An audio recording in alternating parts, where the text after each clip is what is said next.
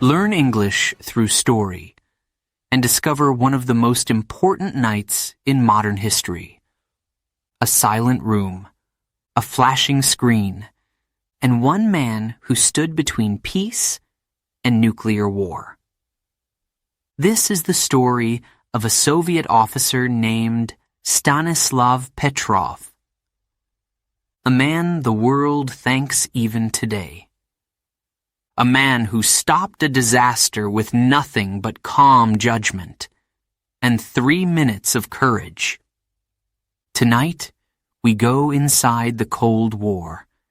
We follow the moment when a simple mistake could have destroyed everything, and we learn how one quiet decision kept the world alive. Are you ready? Let's begin. Chapter 1. The Warning in the Dark. The night was quiet. The air was still. The world above was sleeping, but deep under the ground, one room was awake.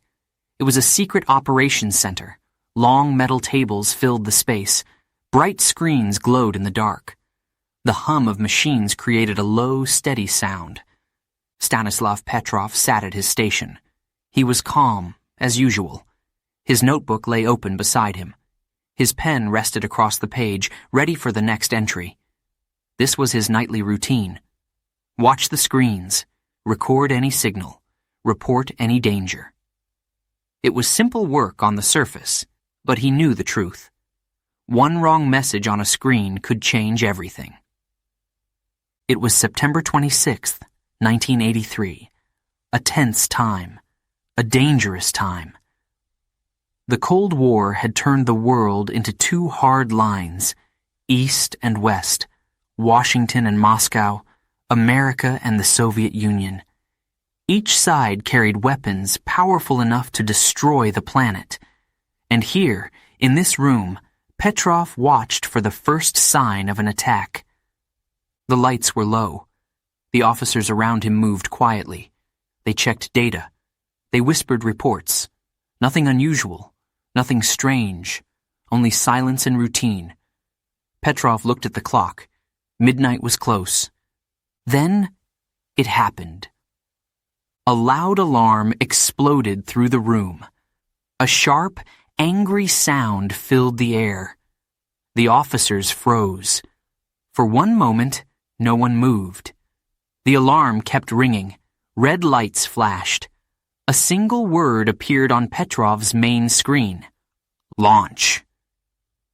He leaned forward. His eyes narrowed. His heart beat faster, but his face stayed calm. The system was clear. It reported a missile launch from the United States, a nuclear missile, a weapon that could cross oceans, a weapon that could burn cities. The officers behind Petrov looked at him with wide, frightened eyes. They were trained for this moment, but training never felt like reality. Petrov felt their fear, but he also felt something else. Responsibility. Every action in this room depended on him. He checked the system again. It was not a test signal, not a drill. The computer showed a bright line rising from American territory, a missile path, moving fast, heading toward the Soviet Union. Petrov wrote one short note in his book. First signal received. His hand trembled slightly.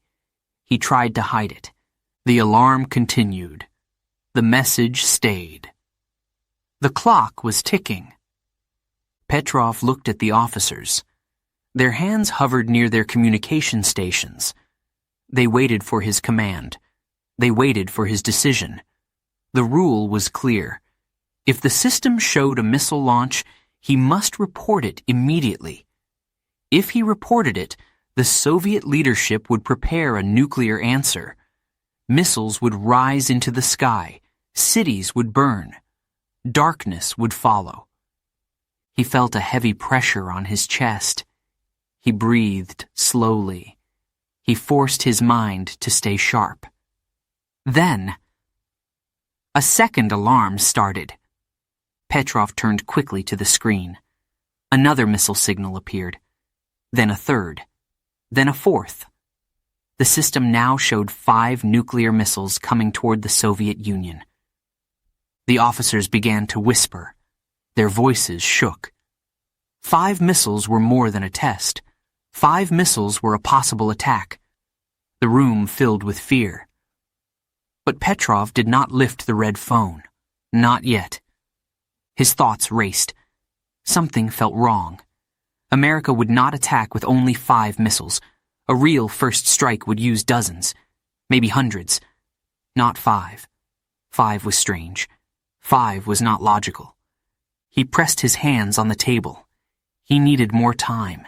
He needed more proof. But time was exactly what he did not have. The screen showed the path of each missile moving across the sky. The countdown began in his mind. 3 minutes, maybe less. Every eye in the room turned to him again. They waited for him to follow the rule. They waited for him to call the command center. But he stayed still. His pulse grew faster. He could hear it in his ears. The alarms felt louder. The room felt smaller. But inside himself, he searched for clarity, for steady thought, for truth. He told himself, think. Do not react. Think. The ground radar showed nothing. No movement, no heat signatures. If real missiles were coming, the radar should see them by now. But it didn't. It remained silent. Completely silent. Petrov trusted logic more than machines. He trusted human judgment more than cold signals. He made a choice. He closed his notebook. He pushed the red phone away from him. The officers stared at him in shock. Seconds passed. Long, heavy seconds. Then something changed. The alarm stopped. The red lights went dark. The word launch disappeared from the screen. The room fell silent again. Petrov exhaled. A deep, long breath. His voice broke the silence. It was a false alarm, he said softly. I knew it. In that dark room, under the ground, no one cheered. No one spoke. But everyone understood. One calm decision, one quiet moment, had just protected millions of lives. The world slept peacefully above, and it never knew how close it came to the end. Chapter 2. A World Divided by Fear. The world did not become dangerous in one night. It took years, long years of tension, suspicion, and fear. After the Second World War ended in 1945, people hoped peace would last. They hoped the violence was finally over. But peace was only a dream. A new conflict began almost immediately. It was not a war of tanks and soldiers. It was a war of ideas, power, and fear. A Cold War. 2 giants stood facing each other. The United States on one side, the Soviet Union on the other. They did not trust each other. They did not understand each other. And they did not stop building weapons. Each year, the numbers grew. More bombs, more rockets, more submarines, more fear. The Cold War shaped everything. Governments made decisions based on suspicion. Scientists worked on weapons that could destroy whole cities. Families built shelters in their backyards. Children learned to hide under their desks. The world watched the sky with worry, waiting for a flash that never came. The reason was simple. Both sides knew one truth. If one country fired nuclear weapons, the other would answer. And if both sides answered, the world could disappear. This idea was called mutual assured destruction. If war began, nobody would win. Everyone would lose. So the world tried to avoid that final step.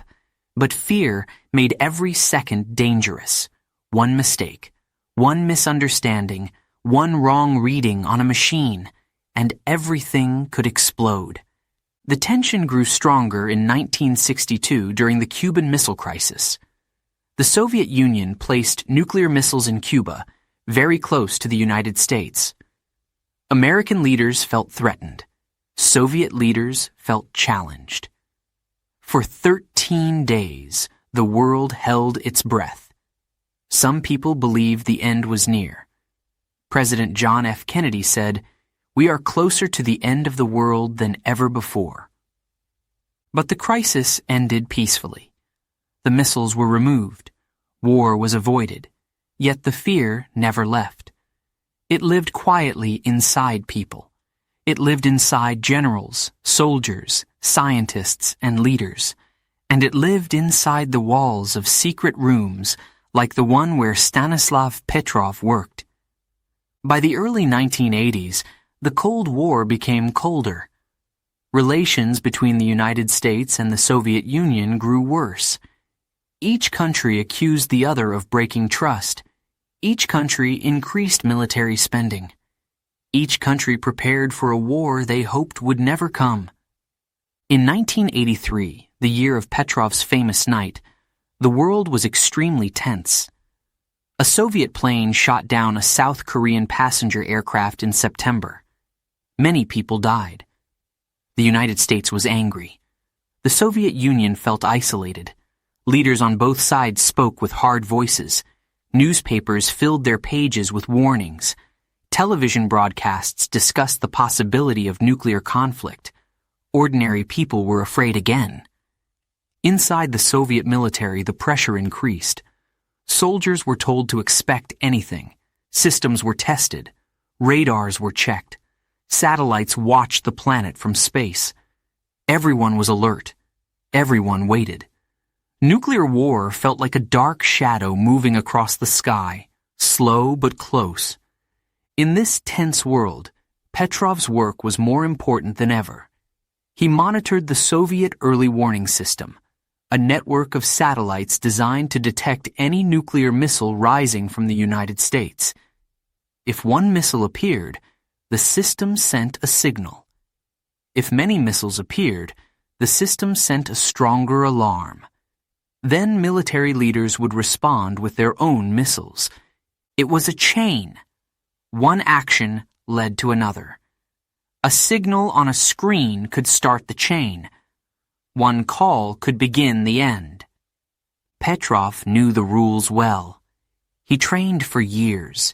He studied the technology. He learned how the satellites worked, how they read heat patterns, how they detected missile launches. He knew the strengths and the weaknesses. He trusted the system, but not completely. He also understood the human side. He saw how fear affected people. Fear could push someone to act too quickly. Fear could blind judgment. Fear could start something no one truly wanted.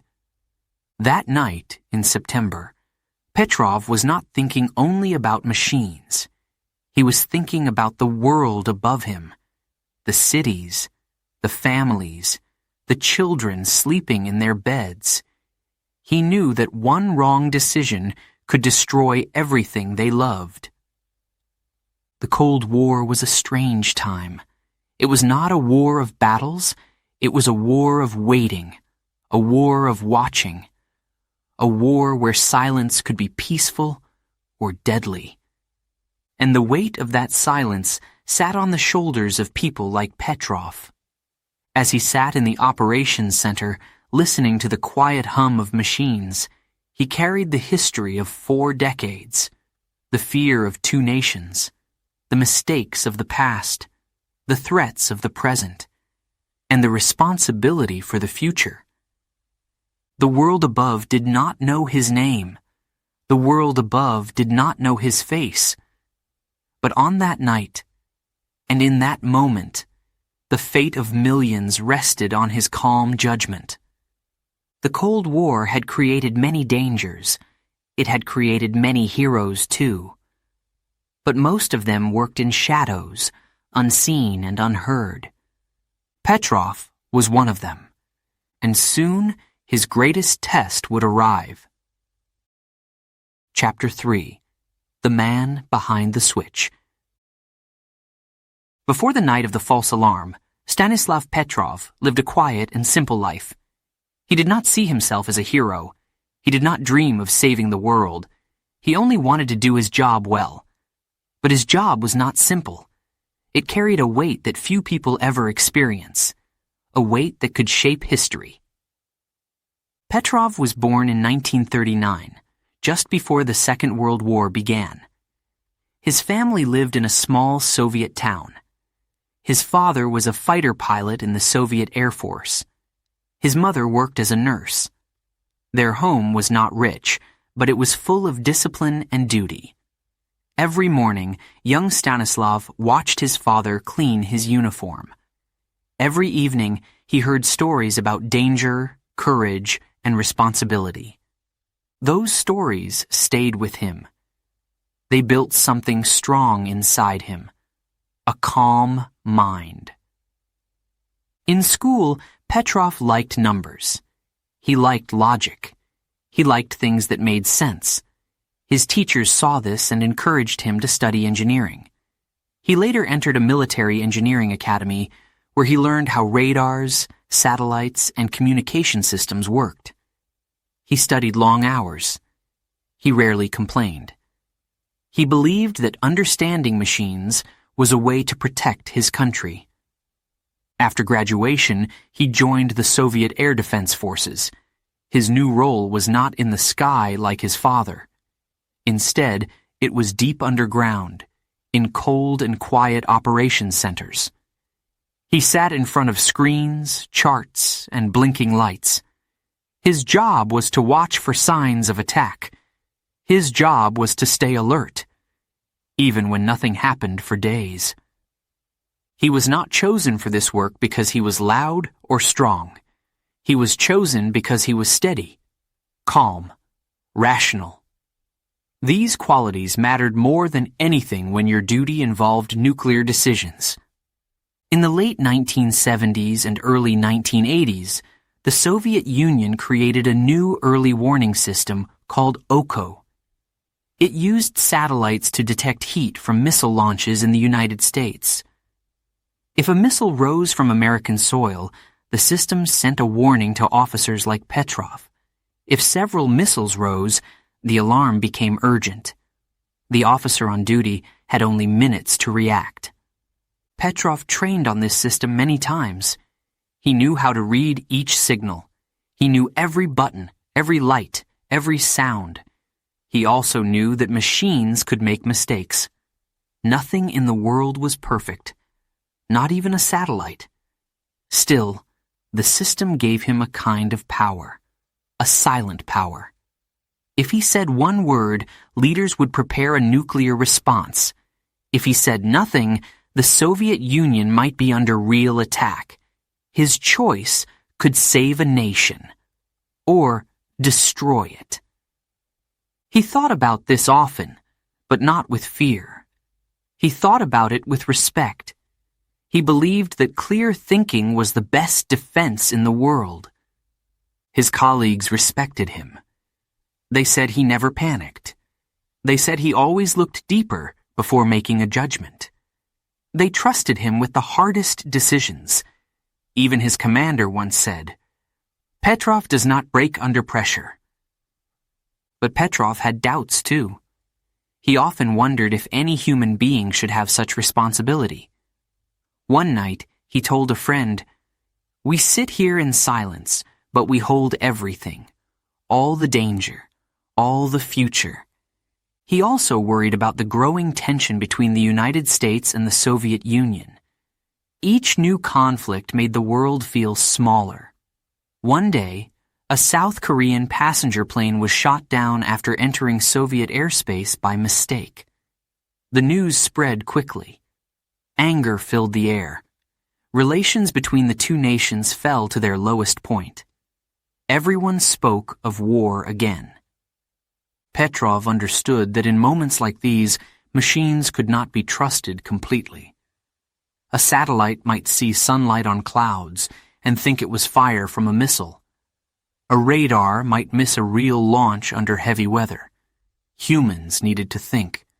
Humans needed to question. Humans needed to stay calm even when fear pushed them to act fast. This belief shaped him. It became part of him. And it prepared him for the night that would test him more than anything in his life. On the evening of September 25th, 1983, Petrov left his home and kissed his wife goodbye. She smiled and told him to come home safely. He promised her he would. But he did not know that this night would become one of the most important nights in human history. He arrived at the operations center a few hours before midnight. He reviewed the reports. Everything was normal. No unusual movement. No strange signals. The room felt calm. His team trusted him. They spoke softly. They waited for the long, slow hours to pass. Petrov took his seat. He opened his notebook. He checked the screens. Lines of data moved across the monitors. The room smelled of metal and warm wires. It was a small world of lights, numbers, and decisions. He did not know what was coming. He did not know that the system would soon scream with alarms. He did not know that he would have only minutes to question everything he trusted. But he was ready in a way that no one else was. His life had trained him. His logic had shaped him. His calm nature had prepared him. And when the world needed a steady hand, Petrov would become that hand, even if no one saw it. Chapter 4. 5 Missiles on the Screen. The night felt normal when Petrov took his seat. The air was cool. The screens showed calm lines of data. The officers around him looked relaxed. They had done this many times before. Watch, wait, record, report. The routine was simple, but the meaning behind it was heavy. Petrov checked the clock. Midnight was close. His shift was only beginning. He moved his notebook a little closer and placed his pen beside it. Small details helped him stay calm. Small actions helped him stay focused. He breathed slowly and let his eyes move across the screens. Then the silence broke. A sharp alarm echoed through the room. It was loud, sudden, violent. Everyone froze. Petrov's head turned quickly to the main screen. A bright red word appeared across the top. Launch. His heart jumped, but his face stayed still. His training pushed him to act with clarity. The system was not confused. The system was not joking. It was reporting a missile launch from the United States. 1 missile. High heat detected. Path rising fast. The officers behind him gasped. No one expected this. No one wanted this. For years, the world had feared this exact moment. And now, a machine was saying it was happening. Petrov wrote one sentence in his notebook. Possible missile launch detected. Then the second alarm rang. Another red word appeared. Launch. A second missile. Petrov's eyes widened, but he stayed in control. 2 missiles meant something serious. 2 missiles were not an accident. 2 missiles could be an attack. Before he could think, a third alarm exploded. Then a fourth, then a fifth. 5 missiles. 5 warnings. 5 possible nuclear weapons rising from the United States toward the Soviet Union. The room changed in seconds. Officers stood up. Some whispered. Some held their breath. Others stared at Petrov, waiting for him to take action. Everyone knew the rule. When the system showed a nuclear attack, the duty officer must report it immediately.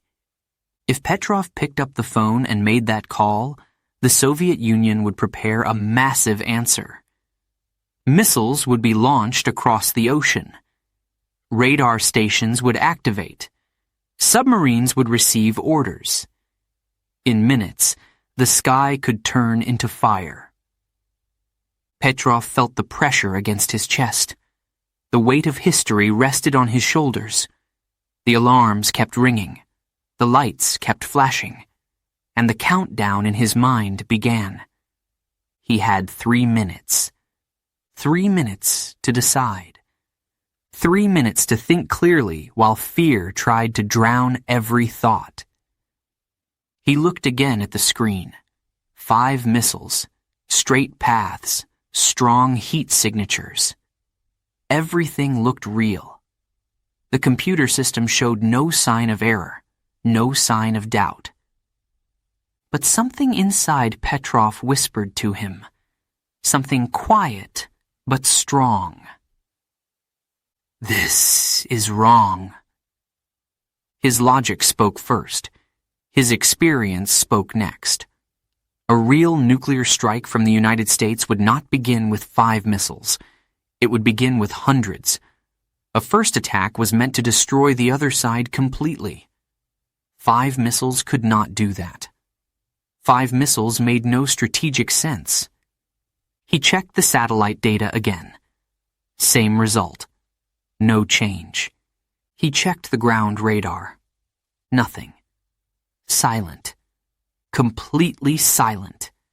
If real missiles were coming, the ground radar should see them by now. The radar never missed something so large, so hot, so fast, but the radar saw nothing. This gave Petrov something he needed more than anything else. Doubt. The officers waited for his command. Their faces looked pale in the dim light. Their hands shook slightly as they stood by their phones. They were ready to pass his words to the next level. Report the attack? Their eyes seemed to ask. Follow the rule? Start the chain? But Petrov refused to move. He held his hand away from the red phone. He listened to his breathing. He listened to the alarm. He listened to the logic inside his mind. He thought of the world above him. Families asleep. Children dreaming. Cities full of quiet life. If he made the wrong decision now, all of that could disappear. He wrote another sentence in his notebook. Waiting for confirmation. The officers stared at him, shocked. Waiting was dangerous. Waiting was against the rule. Waiting could be treated as a crime, but Petrov trusted his judgment more than the machine. Seconds passed, the longest seconds of his life. One officer whispered, "Sir, the system shows 5 missiles." Petrov answered softly, "The radar shows nothing." Another officer said, "We must report. Protocol requires it." Petrov shook his head. "Not yet." He did not raise his voice. He did not panic. He simply used calm strength to hold the room together. Then something changed. The alarm stopped. The red lights went dark. The warnings disappeared from the screens. Silence returned. Every officer turned to Petrov. His face relaxed. His shoulders loosened. He said only one line. It was a false alarm. The room exhaled. Fear slowly melted away. 5 missiles had never existed. They were only sunlight reflections on clouds. A simple mistake, but a mistake that could have destroyed the world. And Petrov was the man who stopped it. Chapter 5. 3 minutes to save the world. The alarms were still ringing when Petrov looked at the screen again. 5 missiles. 5 bright lines rising from American territory. 5 warnings that demanded one action. The officers around him were waiting. The room felt smaller, hotter, tighter. Fear pressed on every wall. Fear pushed every breath. Petrov knew the rule. He was trained for this moment. He was told to act fast, without doubt, without delay. But doubt was already inside him, fighting for space. Logic stood beside it. Years of experience spoke loudly in his mind. Something did not feel right. Something did not look right. 5 missiles were too few, too weak, too strange for a real attack. He had no time to explain this to anyone. He had no time to argue. He had only minutes to think. 3 minutes. Maybe less. He stared at the screen again. The computer displayed perfect missile paths, perfect signals, no errors, no glitches. The system trusted itself completely. But Petrov did not trust it completely. He knew the system was new. He knew satellites could misread heat and light. He knew technology, no matter how advanced, could make human-sized mistakes. The officers waited for his voice. They waited for him to lift the red phone. Once he did, the news would rise through military command in seconds. Generals would prepare a nuclear response. Rocket crews would move to position. Submarines would unlock their orders. It would be impossible to stop. The future of millions hung between his fingers and the telephone. Petrov breathed deeply. In that breath, he remembered his father's stories. Stories of pilots who had to think clearly in danger. Stories of men who survived because they used judgment, not panic. He remembered how his mother always told him to trust his mind. Not fear, not noise, not pressure. He whispered to himself, "Think." He looked at the ground radar again. Still nothing. No heat signature, no missile path, no movement in the sky. If real missiles were flying toward the Soviet Union, the radar should have seen them. The radar was designed to catch anything entering the atmosphere, but it stayed silent. Completely silent. The officers began to whisper among themselves. Why is he waiting? What if the missiles are real? What if we lose the chance to respond? Their words formed a cloud of fear behind Petrov. He felt it pressing on him, but he did not turn. He kept his eyes on the data. He kept his mind on logic. 3 minutes can feel longer than a lifetime. And for Petrov, each second carried the weight of the world. He moved the red phone slightly away from him. The officers noticed. Some gasped softly. Some looked at each other in shock. He was breaking the rule. He was refusing the protocol. He was carrying a risk that no one else dared to touch. One officer stepped toward him. "Comrade Petrov, we must report this." Petrov answered quietly, "Not yet. The radar shows nothing. We wait." "But sir..." "We wait." His calmness created tension. His calmness created fear. But it also created space. Space to think. Space to breathe. Space to see the truth. Petrov watched the timer in his mind. 1 minute gone. 2 minutes passing. The 3rd minute began. His chest tightened. His hands were cold, but steady. Every alarm in the room tried to break his focus. Every flash of red light tried to push him toward action. But he held the silence inside himself like a shield. And then, something changed. The screen flickered. The signals weakened. One by one. The warnings disappeared. The alarms stopped. The room fell into a deep, unnatural quiet. The officers turned to Petrov. Some looked confused. Some looked relieved. A few looked ashamed for doubting him. Petrov closed his notebook. He placed his pen inside it.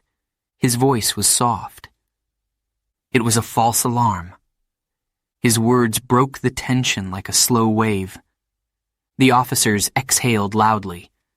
Shoulders dropped, hands relaxed. The fear left the room little by little. Some officers sat down again, staring at the screen that only minutes earlier promised fire and destruction.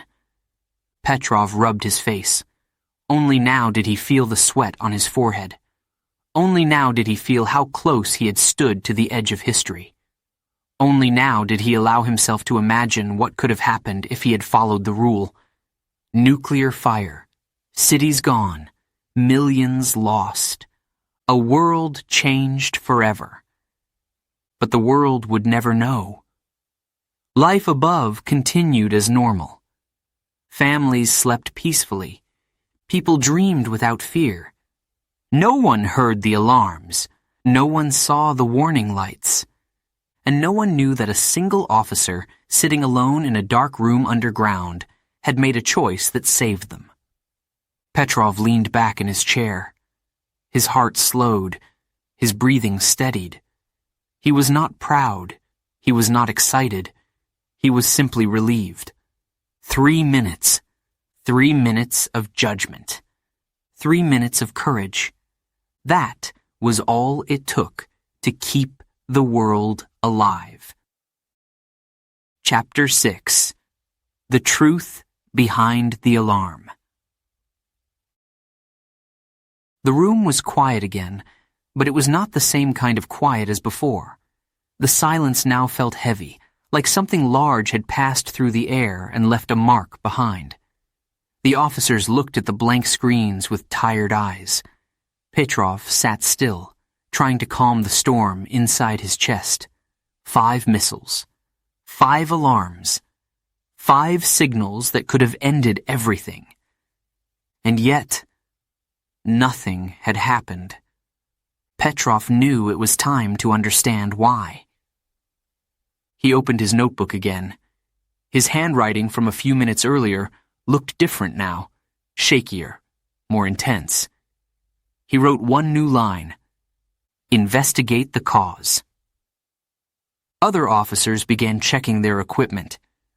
They tested the wires. They checked the satellite feed. They replayed the data. Everyone wanted answers. Everyone wanted to know how the most important warning system in the country could make such a mistake. Petrov leaned forward, studying the raw satellite data. Long lines moved across the screen. Numbers changed quickly. Heat readings appeared and disappeared. At first, nothing seemed unusual. But then he saw something. A pattern. A strange, repeating shape. It was sunlight. Sunlight reflected off high clouds over the American state of Montana. The angle of the sun, the shape of the clouds, and the position of the Soviet satellite created a perfect illusion. The satellite saw bright flashes of heat. The computer interpreted those flashes as missile launches. The whole system followed its programming, but it was wrong. A small reflection turned into a signal. A signal turned into an alarm. An alarm almost turned into war. Petrov felt cold when he understood this. The danger had not come from the United States. It had come from the sky itself, from light touching clouds in a strange way. One officer whispered, "A mistake? From sunlight?" Another officer nodded. "Yes, a rare reflection, but possible in autumn." They all stared at the screen. The truth was simple, but frightening. If a satellite could mistake sunlight for a missile once, it could do it again. And what if next time the officer on duty did not question the system? What if next time the officer made the call? Petrov pushed the thought away. It was too heavy, too large. He focused on the present. He checked the ground radar again. It had never shown anything. That part of the system had done its job. If he had trusted only the satellite, if he had trusted only the alarms, everything would be different. The officers began writing reports. They collected every detail, every sound, every signal, every decision. Petrov described his reasoning step by step. He explained why he doubted the system, why he trusted the radar instead, why he waited. Some officers looked at him with respect. Others looked at him with fear, because his choice, while correct, was dangerous. He had ignored the protocol. He had broken the rule. And in the Soviet military, breaking rules could bring serious consequences. Petrov understood this too. He knew he might face questions. He knew he might face punishment. But he did not regret his decision. He believed logic had saved the world that night, not rules. After the reports were finished, a senior officer arrived. His face was serious. His steps were sharp. He looked at Petrov longer than at anyone else. "Explain your actions," he said. Petrov repeated everything calmly. The alarms, the 5 missiles, the silent radar, his judgment, his doubt, his choice to wait. The officer listened without expression. When Petrov finished, the man nodded once. "You followed your instinct, but you did not follow the protocol." Petrov did not answer. There was nothing to say. The officer added, "If you were wrong, millions would die. If you were right, you saved us all. We will report this to the commanders." He left the room. The door closed behind him with a soft click. Petrov sat in his chair and breathed slowly. He felt tired, more tired than he had ever felt before. His hands trembled. His mind replayed the alarms again and again. The red screens, the flashing lights, the countdown in his head, the silence that followed. An officer placed a cup of tea near him. "You should rest," he said. Petrov nodded. He wrapped his hands around the warm cup. The steam rose slowly. It felt peaceful for the first time tonight. Hours passed. The sun finally reached the surface of the world above them. Morning was coming. The world woke up normally. People made breakfast. Children prepared for school. Workers walked to their jobs. No one knew how close they had come to losing all of it. No one knew that a mistake in the sky almost changed everything. And no one knew that one man, sitting quietly in a room underground, had seen through the mistake and held back disaster. Petrov stood up. His shift was over. He walked toward the exit, still hearing the echoes of the alarms in his memory. Outside, the fresh morning air touched his face. It felt light. It felt real. He looked at the sky. Bright, calm, peaceful. So different from the sky he had seen on the screens. He whispered to himself, "Let today be normal." He did not know that his decision would stay hidden for years. He did not know that the world would learn the truth only much later. He did not know that history would one day call him a hero. But in that moment, he was just a tired officer walking home after a long night. Chapter 7. The Hidden Hero of a Quiet Night. When Petrov walked home that morning, the streets were calm. The city looked the same as always. Cars moved slowly. People waited at bus stops. Children laughed on their way to school. Life continued as if nothing had happened. As if the world had never come close to disaster. Petrov watched the ordinary scenes around him with quiet relief. He felt the weight of the night still sitting on his shoulders. The alarms, the fear, the decision. He carried them alone. No one on the street knew the truth. No one knew that. Only hours earlier, 5 false signals almost started a nuclear war. He arrived at his apartment and opened the door gently. His wife was making tea. She smiled when she saw him. "You look tired," she said. "I am," he answered softly. He did not tell her the details. He could not. His work was secret. His pain was silent. His responsibility was something no one else could carry. For several days, Petrov returned to duty as usual. But the morning after the alarms, everything felt different. His commanders questioned him again and again. Some officers praised his calm thinking. Others criticized him for ignoring the protocol. Breaking a rule in the Soviet military was not a small thing, even if the decision saved millions. Meetings continued. Reports grew thicker. Investigators studied every detail. They confirmed that the alarms were caused by sunlight reflecting on clouds. They confirmed that no missile had ever existed. They confirmed that Petrov's judgment had been correct. But they also confirmed that he had not followed the official rule. In the Soviet Union of that time, rules were more important than results. The system expected obedience, not intuition. The commanders did not want to admit that their new satellite system had nearly caused disaster. They did not want the world to know about the weakness in their warning system. So they hid the incident. They locked it inside secret files. And Petrov? He received no medal, no public thanks, no reward. Instead, he was moved to a different position, a quieter job, a place where he would not face such decisions again.